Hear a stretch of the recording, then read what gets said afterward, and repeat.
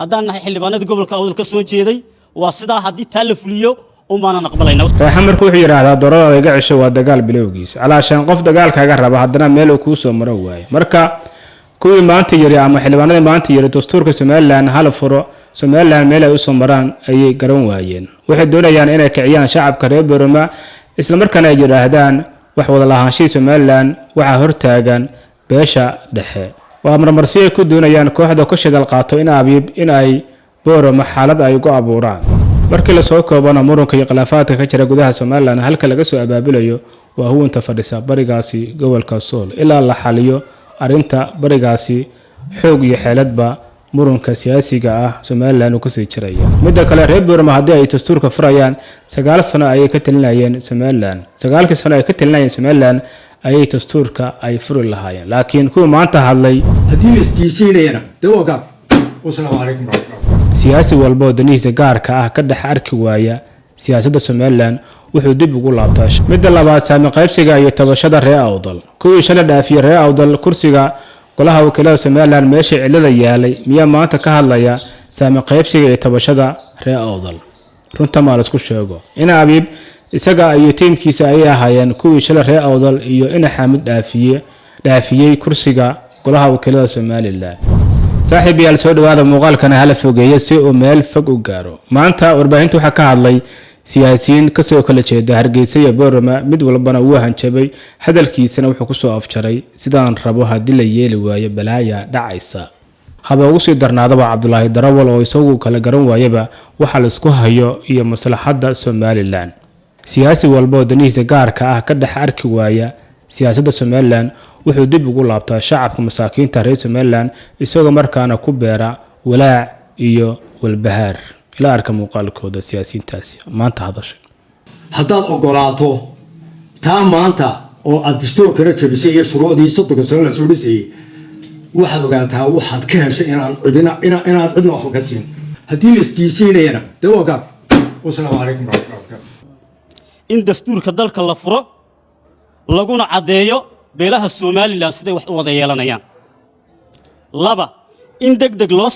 loo saxo lagana heshiyo habka saamiga awoodda kuraasta sharci dejinta fulinta iyo mashaariicda horumarineed haddaan nahay xildhibaanada gobolka awdal ka soo jeeday waa sidaa haddii taa la fuliyo umaana naqbalayna wassalaamu calaykum waraxmatullaahi wabarakaatu jawaareer cusub iyo hagardaamin la doonayo Soomaaliland xildhibaanada hadda xoganaysa kaararka Boorama iyo Hargeysa mid dan u haya afka magaalooyinka ay ku hadlayaan ma jirto waa mashruuc cusub isla markaana la doonayo in Soomaaliland lagu qalqal geliyo shirkan jaraa'id siyaasiyiintan u qabteen warbaahinta waxa ka horeeyay isagana kol hore waxa ka horeeyay shir kale ay qabteen in Abiib iyo Maxamuud Xaashi markii la eegana labadan kulan waxa ka dhaxeeya xiriir ujeedka laga leeyahay ayaa ah waxa lagu doonayaa koow in lagu fashiliyo dagaalkii duulaanka lagu soo qaaday Soomaaliland xukuumadda Soomaaliland iyo shacabka reer Soomaaliland laga mashquuliyo dagaalkaasi lagu soo qaaday xuduudooda iyo dalkooda midda labaad ayaa ah in Soomaaliland mar kale gudaheeda laga abuuro xaalad kale oo siyaasi ah maadaama la xaliyay khilaafka siyaasiga ah oo sanadii ugu dambeysay soo jiitamay kaasoo sal ku hayay doorashooyinka Soomaaliland xilliga la qabanayo iyo nooca doorasho laga qaban doono Soomaaliland iyo khilaafkii la xaliyay ee jabhadii buurta fuusha ee gacan libaax markii la soo koobana muranka iyo khilaafaadka ka jira gudaha Soomaaliland halka laga soo abaabilayo waa huwanta fadhisa barigaasi gobolka Sool ilaa la xaliyo arinta barigaasi xoog iyo xeeladba muranka siyaasiga ah Soomaaliland uu ku sii jiraya Soomaaliland sidoo kale ugu bixi karto khilaafaadka gudaheeda waa iyadoo soo afjarta huwanta ku dhumaalaysanaysa barigaasi gobolka Sool iyadoo markaasna howlgal military ku qaadaysa argagixisadaasi huwanta ku dhumaalaysanaysa barigaasi Soomaaliland hadalkii maanta ay ka sheegeen miidiyaha xildhibaanada ka soo jeeda Boorama waxay yiraahdeen waa in la furo dastuurka Soomaaliland ayagoo markaasna ka hadlay saami qaybsiga iyo tabashada reer Boorama horta qof walba og tabashada reer Boorama hadii maanta la furo dastuurka Soomaaliland cid walba oo reer Soomaaliland ah ayay midaasi dan ugu jirtaa laakiin Soomaalidu waxay tiraahdaa haddaan xili ku jirin saacabka habeenkii maxaa loo tumaa hadda kuwii maanta hadlay haddaysan hadalkooda dana kale aysan ka lahayn maxaa ku soo aadiyay xilligan aan ognahay in Soomaaliland ay ku jirto xaalad adag isla markaana u baahanta Soomaaliland xaaladaasi in looga baxo midnimo iyo isku duubni maxaa ku soo aadiyay waqtigani in culayskaasi xaaladaasi ay ku sii adkeeyaan xaalad kale oo sii culusna ay abuuraan dastuurka Soomaaliland in la furo qof walba ayay dan ugu jirtaa laakiin maanta maalinteeda ma aha maanta kulana in la soo hadal qaado xaaladan adaga lagu jiro ma ahayn mid qurux badan midda kale reer Boorama haddii ay dastuurka furayaan 9 sano ayay ka talinayeen Soomaaliland 9 sano ay ka talinayeen Soomaaliland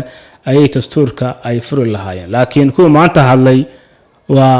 shacabkaasi la tumay habeenkii markaasi laga leeyahay dana kale markaasi ayaga u gaar ah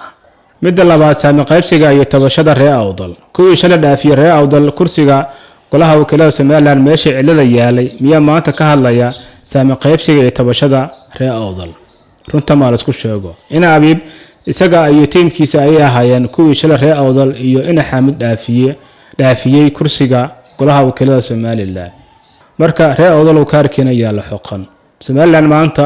waxay ku jirtaa xaalad markaas u baahan in loo gudbo midnimo iyo isku tashi shacab iyo mid dawladeedba raaxa markuu wuxuu yiraahdaa doorada iga cisho waa dagaal bilowgiis calaashan qof dagaalkaaga raba haddana meel uu ku soo maro waayo marka kuwii maanta yiri ama xildhibaanada maanta yiri dastuurka Soomaaliland hal furo Soomaaliland meel ay u soo maraan ayay garan waayeen waxay doonayaan inay kiciyaan shacabka reer Boorama isla markaana ay yiraahdaan wax wada lahaanshihiisa Soomaaliland waxa hortaagan beesha dhexe waa marmarsiyo ku doonayaan kooxda ku shidal qaato in Abiib in ay Boorama xaalad ay ugu abuuraan waqtiyo kale laga hadlo dastuurka furitaankiisa ayaa ka badan waqtigaani maxaa waqtigan ku soo beegay inay yiraahdaan xildhibaanada dastuurka hala furo waliba si raaciyaan hadal markaasi u muuqda hanjabaad ama hadal markaasi u muuqda amar Soomaaliland ayada la og yahay inay ku jirto xaalad doorasho iyo xaalad dagaal in maanta la yiraahdo in la furo mowduuc cusub oo markaasna khilaaf kala sii dhalin kara midaasi waxay ahayd mid laga baaqsan karo isla markaana ay ku haboonaad in waqti kale ay soo jeediyaan kuwa maanta yiri hala furo dastuurka